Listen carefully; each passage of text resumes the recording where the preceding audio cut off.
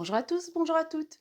Ici c'est Christelle Lioul, Christelle Elka, designer tricot, et vous êtes sur ma chaîne YouTube. Ceci n'est pas un podcast.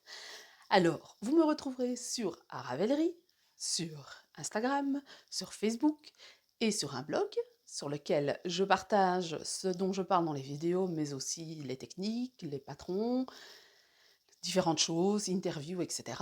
Et j'ai aussi une newsletter. Alors, aujourd'hui, donc ceci c'est ma chaîne YouTube, vous êtes sur Ceci n'est pas un podcast, j'y partage des vidéos de podcast, donc, où je parle tricot, de mes encours, de laine que j'ai reçue, etc., etc. Mais je fais aussi des vidéos tutoriels, et aujourd'hui c'est une vidéo tutoriel de trucs et astuces. Donc je suis une designer depuis pas mal d'années maintenant, et je tricote depuis au moins 30 ans, et depuis j'ai forcément adapté des techniques, des trucs et astuces que j'ai glanés à droite et à gauche, et aujourd'hui, j'ai décidé de vous partager quelques astuces dont je me sers quasiment au quotidien. On va commencer par la première astuce qui parle du montage des mailles.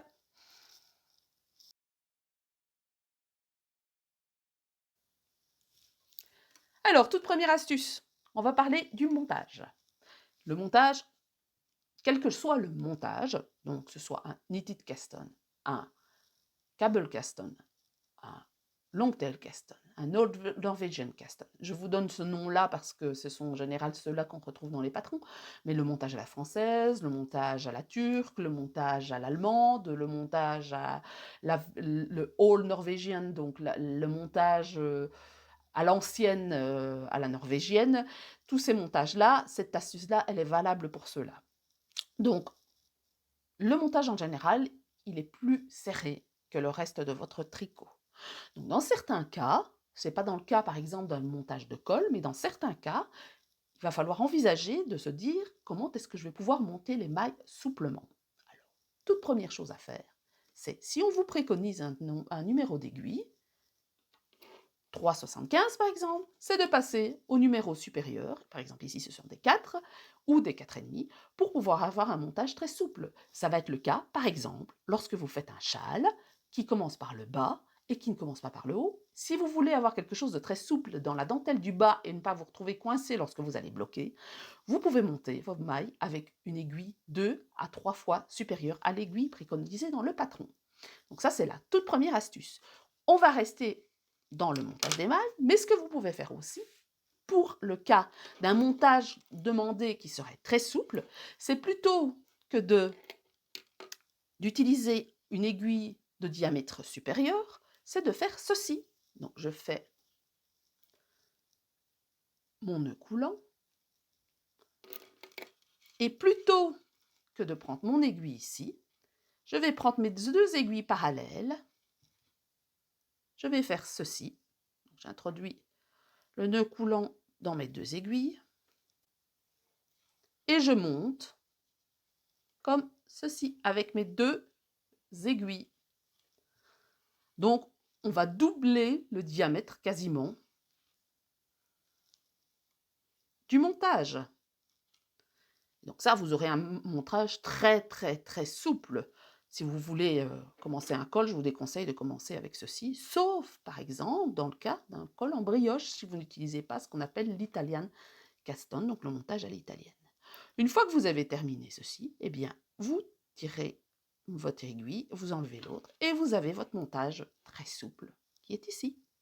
Donc voilà pour la toute première astuce qui concerne le montage des mailles.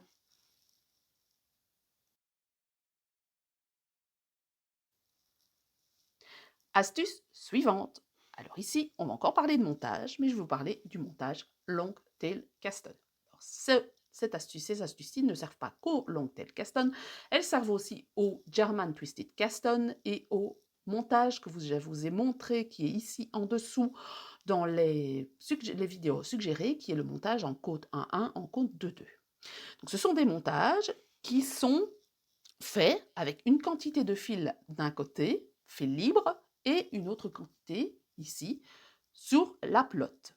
Donc, ce genre de montage a un inconvénient, c'est que quand vous montez 300 mailles, eh bien, quelquefois, c'est pas rare de tomber à court à 280 mailles, et puis vous vous dites zut, quoi, hein, bon, il faut remonter 300 mailles, donc c'est peut-être pas ça nécessairement très joyeux, enfin, surtout quand on le fait 3-4 fois. Donc, une des manières d'éviter ça, c'est de calculer le fil dont vous avez besoin à l'avance. Alors, première astuce, c'est que vous allez d'abord déterminer la quantité de fil dont vous avez besoin, qui sera la queue d'une certaine manière. C'est ce qu'on vous dit en général dans les patrons, c'est spécifié, notamment surtout pour les pulls, parce que ce n'est pas nécessaire dans des patrons de châle, mais bon, il faut avoir une quantité de fil nécessaire pour pouvoir rentrer les fils, le rentrer correctement, sinon si c'est trop court, vous ne savez pas le rentrer correctement et ça finit par se défaire. Donc vous déterminez, je ne sais pas moi, environ 20 cm par exemple, et vous allez dire, ah ben voilà, moi j'ai besoin de 20 mailles. Comment est-ce que je vais avoir, quelle quantité de fil vais-je avoir besoin? Une des premières astuces, c'est ceci.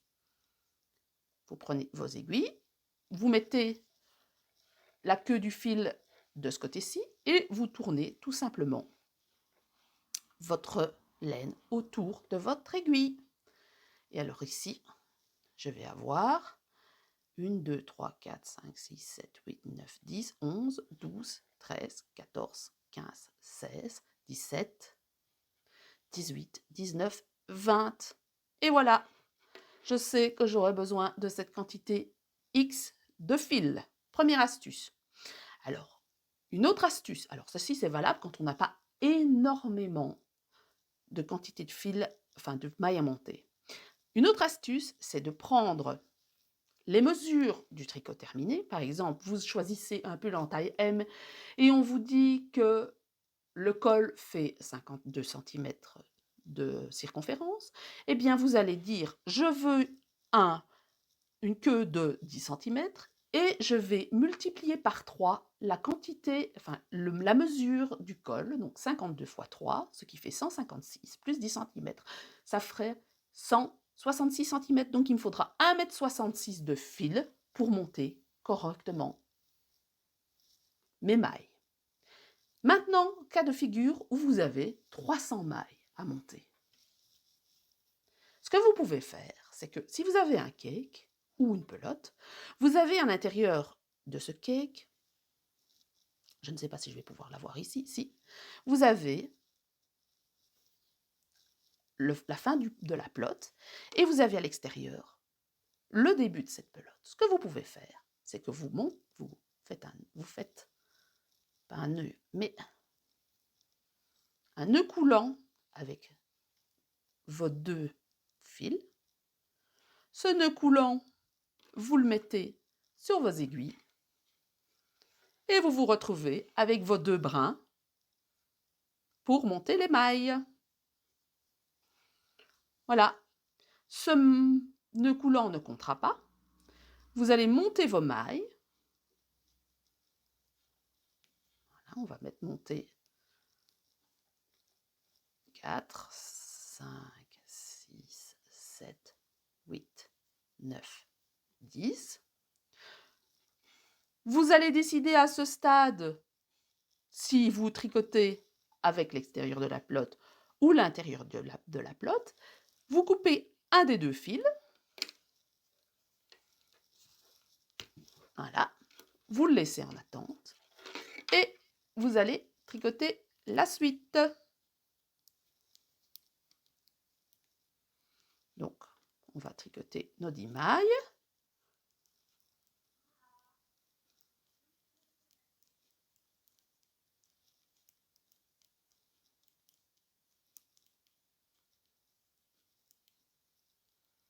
Nous avons tricoté nos 10 mailles, on arrive ici à la double maille, et cette double maille, on la laisse tomber et on tire. Et voilà! Ça vous évite de vous prendre la tête, de vous tirer les cheveux, d'avoir des cheveux gris, même si on a déjà beaucoup. Et vous êtes assuré d'avoir le nombre de fils qu'il vous faut et le nombre de mailles qu'il vous faut sans vous trouver à court à 360 mailles ou à 300 mailles. Voilà pour le montage. Donc, c'était 4 petites astuces pour le montage. Maintenant, on va passer à autre chose. Suivante. Vous avez monté vos mailles. Vous avez des fils à rentrer. Alors, ces fils, vous ne devrez pas nécessairement les rentrer dans chaque tricot parce que quelquefois, ils peuvent servir à finaliser un col, par exemple, pour pouvoir soigner la fermeture du col, ou ça peut aider pour X ou Y raison spécifiée dans le patron. Mais par exemple, vous pouvez avoir envie de rentrer les fils à un moment donné pour éviter d'avoir à faire suivre le fil, à devoir rentrer tous les fils à la fin d'un tricot. Donc par exemple, quand on fait un tricot à rayures, quand on doit rentrer les fils et qu'il y a 20 plots différentes ou 20 fils différents, c'est pas spécialement joyeux. Donc, surtout quand on voit la face interne du tricot. En jacquard, quand c'est en rond, on peut toujours tricher. Mais bon, on va pas parler de ça maintenant, mais on va rentrer les fils. Alors, certains, ici, donc on a nos deux petits brins de fils qui sont issus de mon montage avec l'intérieur et l'extérieur de la pelote. Donc, je vais vous montrer comment faire suivre le fil. C'est une des manières de pouvoir faire rentrer les fils.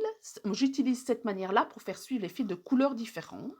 Donc, cette méthode vous permet de rentrer le fil. Cette méthode, attention, quand moi je fais un châle en dentelle très aérien, je ne vais pas rentrer les fils à l'avance parce que sinon, lorsque je bloque, les fils ne tiennent pas. Ou alors tiennent et ça provoque des endroits de tension et c'est moins joli. Donc, je vais faire suivre les fils, par exemple, dans le cadre d'un châle avec de la rayure ou sur du point mousse ou sur du jersey, mais par contre, dans la partie dentelle, je ne ferai pas suivre les fils, je ne les ferai suivre, je ne les rentrerai qu'à la fin lorsque j'aurai bloqué, parce que je bloque très agressivement. Donc, voilà une manière de rentrer les fils. Donc, vous prenez votre fil auquel est attachée la pelote, vous avez vos fils, les deux ici, à rentrer. Donc, je vais vous montrer deux techniques différentes. Vous mettez votre fil sur votre main gauche, si vous tricotez à l'anglaise, si vous tricotez à la continentale, vous mettez de l'autre côté. Vous tricotez votre première maille, voilà, hop.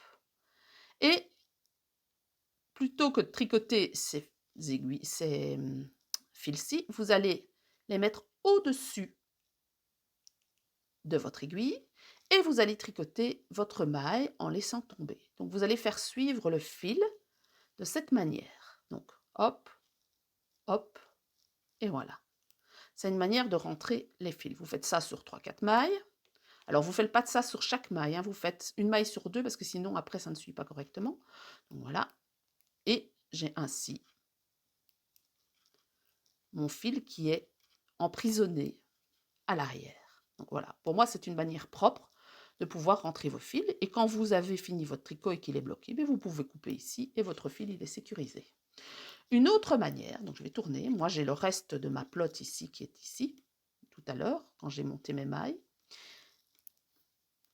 Eh bien, ce que je peux faire, c'est plutôt que de faire rentrer les fils comme je l'ai fait, en utilisant la méthode de capturer, si vous voulez, le fil, je peux tricoter sur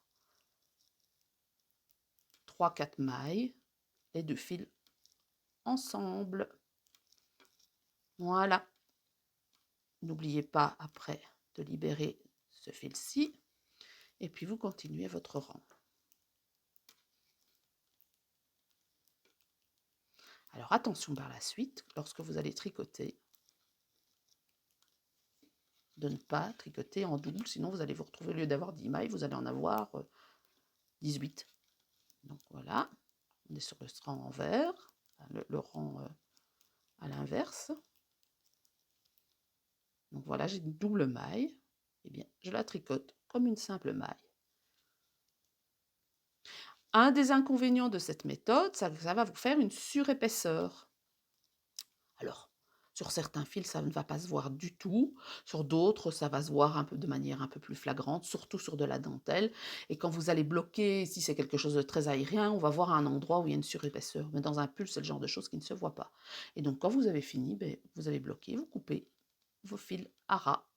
Et vous avez ainsi sécurisé vos mailles. Voilà, je suis en train de tricoter. Astuce suivante. Et paf! Votre téléphone sonne. C'est votre sœur. Vous en avez pour 2 heures au téléphone. Vous devez laisser votre tricot. Vous ne pouvez pas vous lui dire, vous avez 300 mailles sur votre aiguille. Ici, je n'en ai que 10, mais bon. Vous avez 300 mailles sur votre aiguille. Vous ne pouvez pas lui dire, attends, je finis mon rang. Vous devez laisser votre tricot en cours. Et vous vous retrouvez comme ça. 2 heures plus tard, après l'appel téléphonique, vous allez vous retrouver avec votre tricot et vous dites, mais zut, Dans quel sens est-ce que je dois être? Est-ce que je pars comme ça ou est-ce que je pars comme ça? Alors, une manière facile de savoir dans quel sens repartir, c'est que si vous tricotez à la continentale ou à l'anglaise, peu importe, je ne parlerai pas ici des personnes qui font du reverse knitting parce que c'est un cas particulier, ce sont des personnes qui tricotent de gauche à droite, mais la majorité des personnes tricotent de droite à gauche. Donc, de droite à gauche, lisant le diagramme de droite à gauche, donc que le fil soit dans la main gauche ou dans la main droite, peu importe, eh bien, une des manières faciles de reconnaître l'endroit où vous vous trouvez, c'est que votre fil, il doit toujours se trouver à droite. S'il se trouve à droite, ça veut dire que ces mailles-ci ont déjà été tricotées et que ces mailles-ci sont à tricoter. Si vous êtes comme ceci, en fait, vous n'êtes pas dans le bon sens. Donc, quand vous prenez votre tricot, vous vous assurez que votre fil, il est bien ici, à droite. Et là, vous pouvez repartir. Comme si de rien n'était.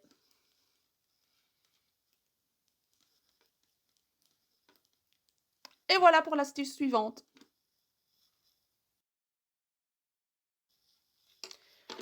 Une astuce de plus. Alors ici, on n'est pas au coup de téléphone, mais vous devez partir. Donc vous tricotez votre rang de 300 mailles. Voilà. Et subitement, ah zut, j'ai un rendez-vous chez le médecin. Zut, il faut que je mette mes mailles en attente. Je dois m'arrêter au milieu de mon rang. Bon, j'ai envie de prendre mon tricot, je sais que chez le médecin, il est toujours en retard de toute façon. Donc, je vais prendre mon tricot avec moi. Mais vous êtes là. Ou vous avez fini votre rang. Comment sécuriser votre tricot et éviter que vos aiguilles ne s'échappent et que vous vous retrouviez avec un tricot, avec la moitié et vos mailles comme ceci. Voilà. C'est très embêtant. Alors sur du point mousse, c'est pas dramatique, sur du jersey, c'est pas dramatique, mais dans de la dentelle, c'est très embêtant.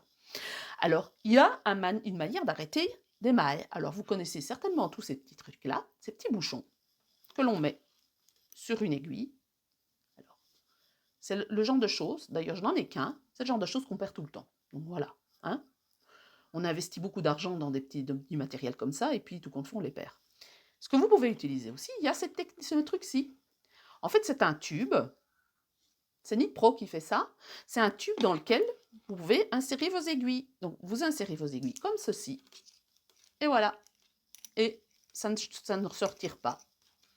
Donc, vous pouvez vous assurer, vous pouvez mettre ça dans votre sac et vos aiguilles restent à l'intérieur du tube, n'en sortiront pas et votre tricot est sécurisé. Alors, vous n'avez pas ceci, parce que ça coûte une vingtaine d'euros. Vous ne l'avez pas, eh bien, ce que vous pouvez utiliser, et ça vous en avez certainement, c'est ceci. Donc, on reprend nos aiguilles, on va sécuriser nos mailles. Comment est-ce qu'on va sécuriser nos mailles? Eh bien, on emballe nos mailles dans notre élastique. Voilà. Et ça, je vous assure, ça tient. Et ça, on en a toutes sur la main. Alors, celui-ci, il a une certaine largeur, mais vous pouvez prendre des plus fins. Ça ne va pas glisser. Il n'y a pas de souci. Et vos mailles sont sécurisées bien sur vos aiguilles. Et vous pouvez partir chez le médecin. Alors, dernière astuce. Vous êtes en train de tricoter un pull et vous devez joindre une deuxième pelote à votre première qui se termine. Et vous êtes sur le devant ou sur le dos.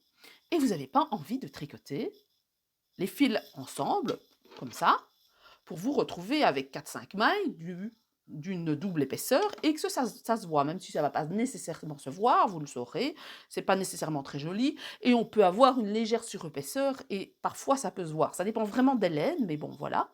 Je vais vous montrer comment moi je joins mes plots. C'est toujours la technique que j'utilise quand je suis en cours de tricot pour éviter d'avoir une double épaisseur. Donc, vous avez ici le fil, alors c'est un joint, une pelote, mais on va dire qu'on est sur nos aiguilles. Il vous reste ceci de fil, c'est le fil qui est en cours de tricot, et ça, c'est la nouvelle pelote.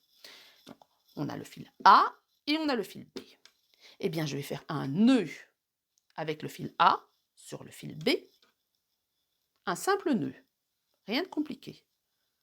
Voilà, on fait un nœud. Si j'y arrive, si ça veut bien, voilà.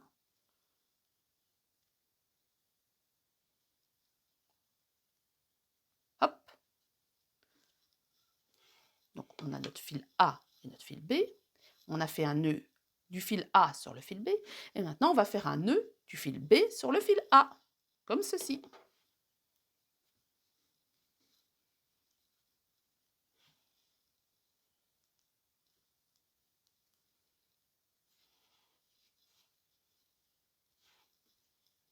Donc voilà, on se retrouve avec ceci, avec un nœud là, et une double épaisseur de fil ici. Et pour éviter qu'on ait cette double épaisseur, eh bien vous tirez de l'autre côté, et hop, vous allez vous retrouver avec les deux nœuds côte à côte. Donc vous allez avoir un nœud ici, plus ou moins gros, en fonction de l'épaisseur du fil, les deux brins de laine et vos deux fils qui sont joints ensemble. Et vous pouvez tricoter. Vous faites attention lorsque vous arriverez au nœud ici, parce que qu'est-ce qui va se passer, c'est que si vous tricotez, vous faites votre maille au milieu, vous allez avoir un nœud au milieu de votre tricot. Donc il faut vraiment s'assurer que vous faites votre maille juste avant ou juste après pour éviter d'avoir quelque chose de moche au milieu du tricot. Et puis après, même si votre maille est un tout petit peu large, vous allez rentrer vos fils dans votre tricot. Une fois que vous aurez terminé, vous pourrez couper. Pas besoin de rentrer tout le fil, vous rentrez d'un côté et de l'autre sur 3-4 mailles, d'un côté 3-4 mailles, de l'autre 3-4 mailles, puis vous coupez, et voilà. C'est ma méthode préférée. Et je vais vous en montrer une autre. Alors, regardez à quel point c'est solide, c'est que je peux tirer, ça ne casse pas, ça ne va pas se défaire. Donc, je vais devoir casser, hop. C'est la méthode crachouille. Donc, vous crachez dans votre main. Ça marche mieux avec du crachat qu'avec de l'eau, croyez-moi. Et on utilise le principe du feutrage. Alors ceci ne va fonctionner qu'avec des laines qui sont de la vraie laine. Si vous avez des laines avec du nylon ou si vous utilisez de l'acrylique, ça ne fonctionnera pas parce que c'est le principe du feutrage. J'en ai parlé dans une vidéo sur la laine. Le feutrage, c'est quoi? Votre poil de mouton, c'est comme un cheveu, il y a des petits parapluies et donc on va ouvrir ces petits parapluies pour que ça s'accroche. Donc vous faites un lien crachouillis, vous crachez à l'intérieur de votre main, vous mettez vos deux fils et puis le principe du feutrage, c'est savon, chaleur, frottement. Vous n'avez pas de savon, mais vous avez du crachat, hein? Sympa. Et vous frottez.